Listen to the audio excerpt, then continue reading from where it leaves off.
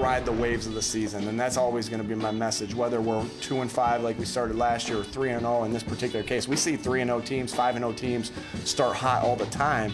But it's just about going back to work and because this game will humble you very quickly if you get too high on it. So go through the same process, dog mentality, all the different things, the way we say it, and don't ride the waves. You know, I'll give Nick Sirianni a dispensation from my general position that a grown man should not wear a football jersey since he is the coach of the Eagles. And I don't know why he was rocking the Mike Quick. I assume that's the Mike Quick 82. That's the most significant Eagles player that I can think of. I'm sure there's a story behind it. But he gets a pass. He's the coach of the team. If he wants to wear the jersey, hell, if he wants to wear a uniform during the game with pads and all, like a baseball manager would do, fine by me, Myles. Go Birds! Yeah, he made reference to the Quick jersey at the end of the press conference, and frankly, I can't quite remember exactly what he said, but talked about there being some history there. So, yeah. Well, I'll have to find that because there had to be a reason for it. Mike Quick was a recognizable name at the time, but not exactly like a Harold Carmichael type figure that resonates into the future decades of the franchise. All right, it's Superlatives time, which will resonate into your day if you even remember them after this segment ends. Myles, what do you got for me? Well, I want to start with the Jaguars. We need to show some love to the Jags, and I'm going to call this, I think the Jags are for real. We'll give them that this week. They had a really, really good game plan going into SoFi Stadium to play the Chargers. The Chargers have a hurt Justin Herbert that they're rolling out there, but it's tough when you're coming off what was probably a pretty emotional win last week. You beat the Colts, a division rival, 24-0 in your building, and then you go all the way across the country and you absolutely steamroll one of these teams that we were talking about the entire offseason as potentially being a Super Bowl contender. I think Doug Peterson deserves a lot of credit for what he's doing with the Jaguars right now. When you got Trevor Lawrence going for 262 yards, 3 touchdowns, James Robinson's ripping off a 50-yard run for a touchdown, Zay Jones, of all people, 10 catches for 85 yards. Jaguars, I think right now, they're about to win the AFC South. That is a bold statement because there's, number one, a long way to go. Number two, the Titans are starting to wake up. They haven't played them yet, but they are much improved. Look, all they had to do was exercise the demon that is and was, well, he's still alive, Urban Meyer, but he's no longer an NFL head coach and never will be again.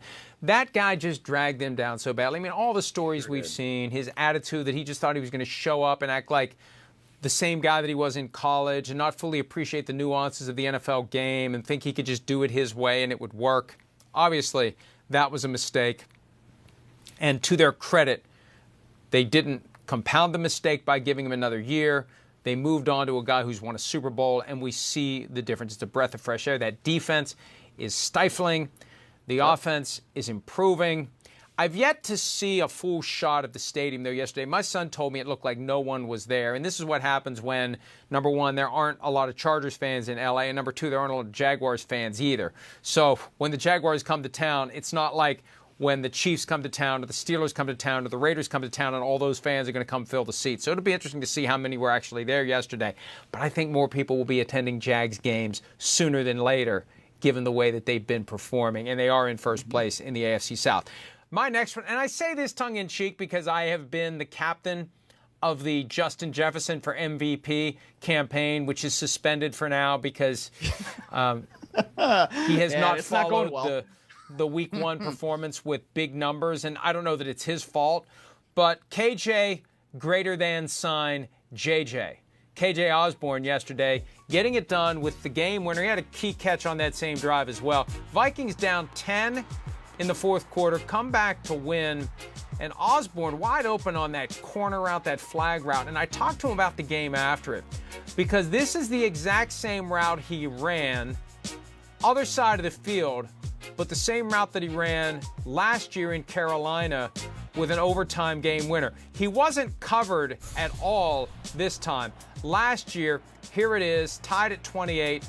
To the left side, he did have a man closer to him. He makes the catch, gets it across, throws the helmet. I asked him why he didn't throw the helmet yesterday. He said, well, there's 45 seconds left, and I got lucky last year. I didn't get fined. I should have. I didn't want to get fined this year. So the helmet stayed on, but it was still the same outcome. Vikings win thanks to KJ Osborne an underrated and largely unheralded number 3 receiver in that offense stepping up and delivering in the clutch, Myles.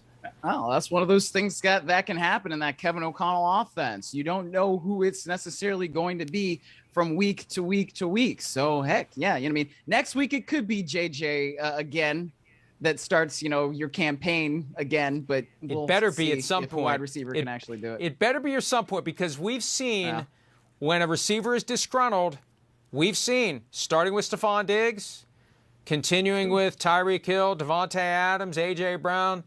If a receiver doesn't want to be there anymore, all he's got to do is say so. And the Vikings have already set the precedent. Unhappy receiver ends up in a new home, Myles. All right, what else do you have? Let me go to the NFC East. Let's talk about the Eagles sack party and get back to Nick Sirianni and his jersey. But my goodness, when you have 9 sacks on a quarterback, that's a lot.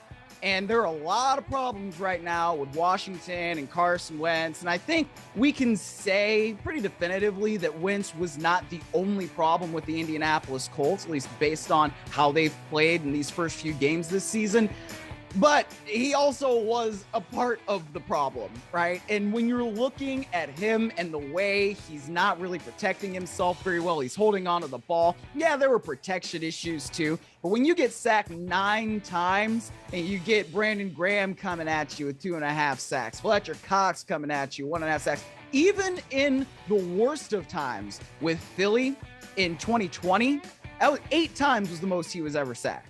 He only had been sacked 6 times the most other than that. So 9 sacks on Carson Wentz. It's getting ugly early for the Commanders. Nothing against Mike Quick, but maybe Sirianni should have worn 92 instead of 82 yesterday after the 9-sack performance. And I thought it was funny because Carson Wentz apparently said the 9 sacks aren't the fault of the offensive line. My reaction to that was, of course he's going to say that. He doesn't want to be sacked 18 times next week if he starts calling out the offensive line. I'm trying to be a good teammate here. Let's just say there were problems in protection. Peyton Manning circa 2005 or thereabouts. One more for me, and this is just one of those funny moments, and I still don't know what it was, how it happened, why it happened. I called it a hive. It's apparently not a hive. It's a swarm. Whatever we call it, whatever noun applies, that's a lot of bees on a goalpost.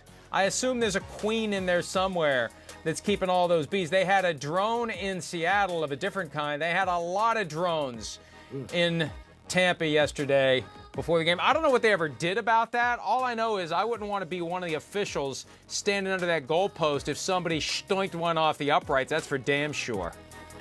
Yeah, I don't think that I would want to be in a situation where I'm, maybe coming into the end zone and maybe I want to do one of those layup things that happen over the goalpost. And it's like, oh my gosh, there's some bees.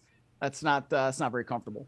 Hi, it's Mike Florio. Thanks for watching PFT on YouTube. Hit subscribe for the latest news and analysis from Pro Football Talk.